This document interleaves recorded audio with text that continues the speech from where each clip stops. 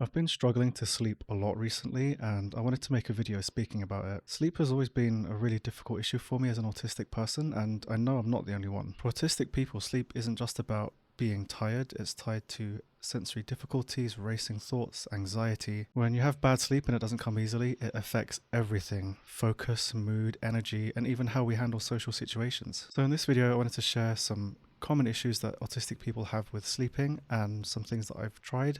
Some things may have worked, some things might have not, just in an attempt to make this easier. Hello there, I'm Autist Brit. I was diagnosed as autistic at the age of 37. I'm still learning what autism means for me, and I make content sharing my journey. Why is sleep so hard for autistic people? There are many reasons for this. One of them is typically sensory difficulties: light, texture, sound. This is just speaking from personal experience, of course, as all autistic people are different. But I know, for example, when I get into bed at night, sometimes the covers just feel horrible. They just feel awful. And there's no real reason or rhyme or reason to it. It just happens. I'm not sure how to sway this feeling in any way, how to change it. Just sometimes things feel texturally terrible. And of course, light and sound. I'm in a city and it's always noisy. And light is a bit more easy for me to control. There's a bit less of a sensitivity, but sound is really disruptive for me. So all these changes happen in the world as you sleep, and all of this can disrupt your sleep. I know that for me, sounds definitely disrupt my sleep. I use one of these. It helps you with sleeping and it covers your eyes and it plays white noise in your ears, which is really good. But then the other issue that I have with this is in the summer it makes you really warm. So then I'm really uncomfortable in terms of temperature. Also, anxiety. Unfortunately, autistic people have depression and anxiety at much higher rates than the average person in the population. And anxiety can just keep you up. There's always something going on in your mind. There's always a worry, racing thoughts, being worried about the future, so many things. This is something that I didn't realize as well, that autistic people can struggle with, but it's just irregular circadian rhythms. I've always been more of a night person and my sleep has been messed up for so long. I've been trying for ages to fix it and it just doesn't matter what I do. I'll be tired at like 10 p.m. I'll get into bed and I'll just be awake until like 3 a.m. Just difference in sleep patterns as well can also be disruptive to good quality sleep. The struggle with transitions as well also plays into this. This is something that I can personally speak about. I've always had difficulty with transitions between certain parts of the day, like getting out of bed, going from the morning routine to the afternoon, winding down at night as well, from the evening to bedtime. That transition is just very difficult for me and it always has been. And unfortunately I can't completely control my environment because I live with other people. So difficulties with transitions also really affects just getting to sleep and just winding down and putting your body into that mode of like, okay, now is a good time to start resting. Environmental disturbances also comes into play. I'm not sure how to word this, but that was just the best phrase I could think of. This is down to your personal experience, but because I don't live alone, my environment changes a lot and I really like things to be the same. I know where everything is, and it's a sense of comfort and consistency for me. It's something that I can expect, and it's not an uncontrollable thing. It's not random, except sometimes it is. Sometimes people just move things.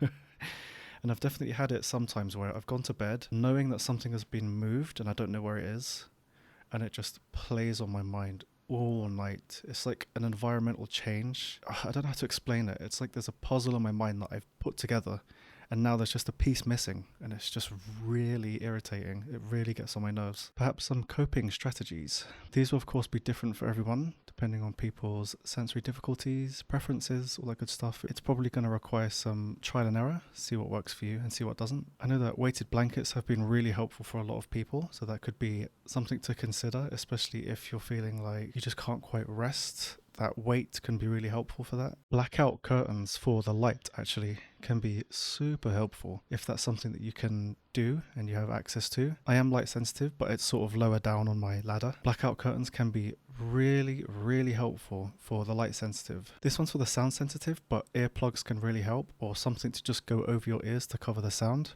I can't really use earplugs personally because I think just my ear canal is really small and I find them really uncomfortable. So I tend to like things like headphones or just something that goes over my ears as opposed to in my ears. So that headband that I showed earlier is really helpful for that, except it can make me overheat during the summer. So it's like there's a bit of a balance there. Sleep hygiene as well, consistent schedule.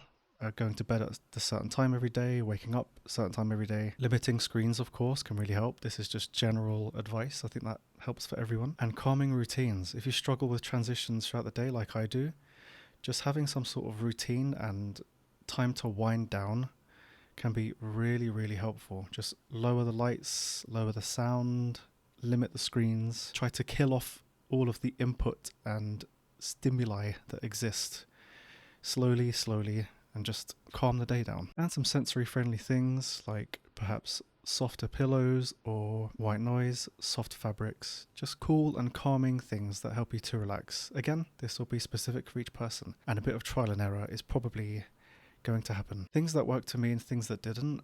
The weighted blanket kind of helped. The weight of it helped, but the blanket itself was way too warm. So I ended up just kind of overheating. So that didn't really work for me. My headband that I have there really does help. But again, this only really helps if it's not summer. If it's the summer night, it's just way too warm. Having a fan as well has really helped me. I've got a fan going over here. Or you can kind of see it. It's a bit blurred out.